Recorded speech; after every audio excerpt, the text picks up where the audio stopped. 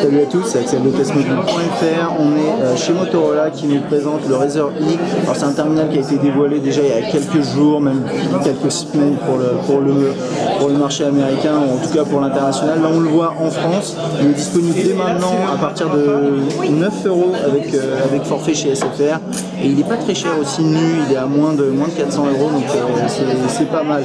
Alors rapidement sur l'appareil, concrètement si je devais faire les différences par rapport à un Razr ou un Razr HD, on a un écran plus petit avec toute une coque en alu avec des bordures très fines, donc ça c'est une des particularités de l'appareil.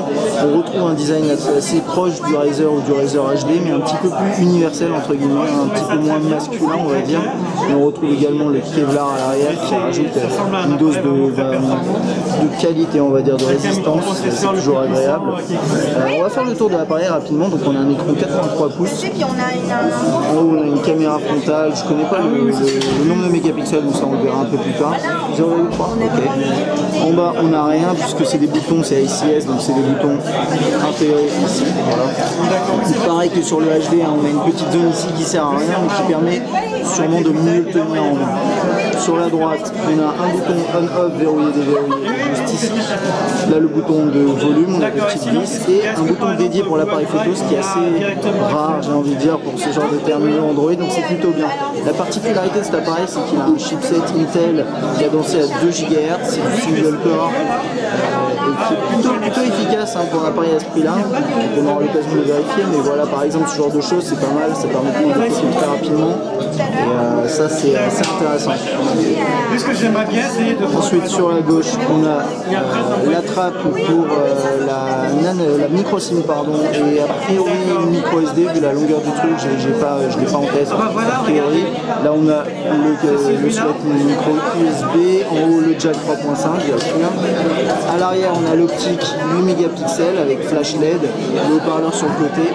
Ici voilà comme je vous disais, hein, la surface en Kevlar, c'est plat, pas comme sur le Razr où on avait une petite bosse, là ici c'est plus neutre hein, comme je disais, le petit logo Intel Inside bien sûr. Et puis c'est à peu près tout, hein. Donc c'est par exemple par rapport au Orange avec Intel Inside qui était cadencé à je ne sais plus, je crois 1,5 ou 1,7 je sais plus. Là on a quand même du 2 GHz, c'est la première fois qu'on a un appareil avec un processeur aussi puissant en tout cas du côté de chez Intel, donc c'est plutôt innovant. Alors au niveau de l'interface c'est exactement la même chose que sur un Razr HD, c'est la nouvelle surcouche. Ici on est sur du Android 4.0.4, vous pouvez le voir ici, bien sûr il sera mis à jour prochainement, on n'a pas la date mais il devrait se retrouver sous JDBeam à un moment.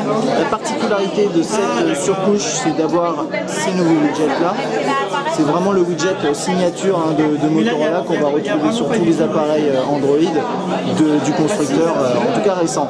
Et sur la gauche, au lieu d'avoir d'autres pages à personnaliser, on va avoir les paramètres en accès rapide plutôt que de les mettre ici dans le tiroir, on va les avoir ici. C'est un choix que Motorola a pris pour entre guillemets faciliter la vie des utilisateurs. À voir si à l'utilisation c'est aussi simple que ça. Moi c'est vrai que sur le HD j'avais pas trop accroché avec ce système, mais il y en a qui peuvent apprécier.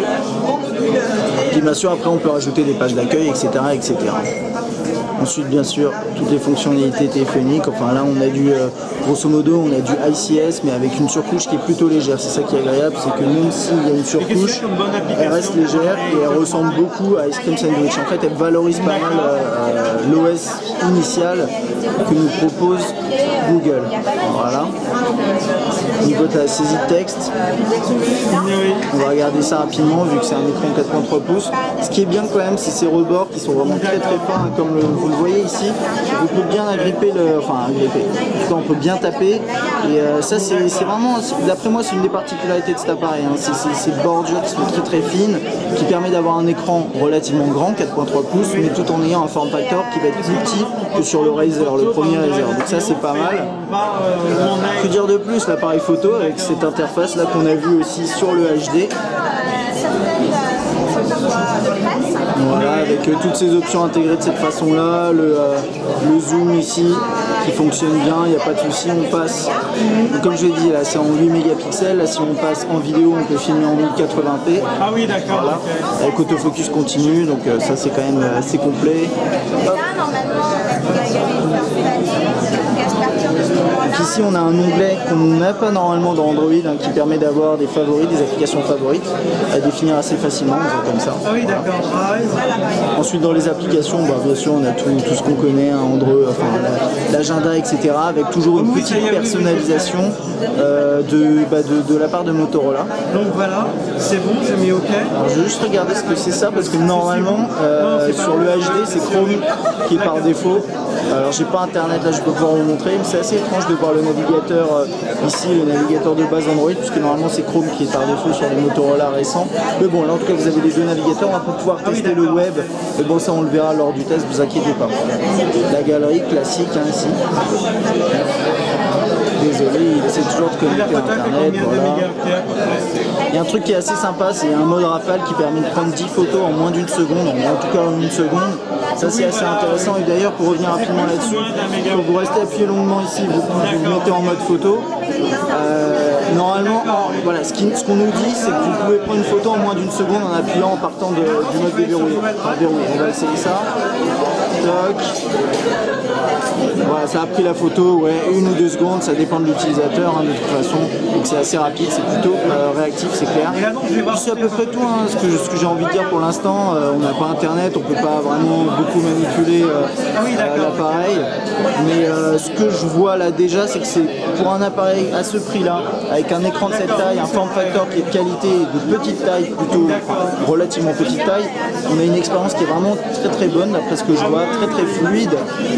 Reste à voir ensuite à l'utilisation ce que ça va donner avec le chipset Intel, est-ce qu'il y aura des problèmes de compatibilité, etc. comme on a pu un peu le constater avec l'Orange avec Intel Inside. Donc on va voir ça prochainement.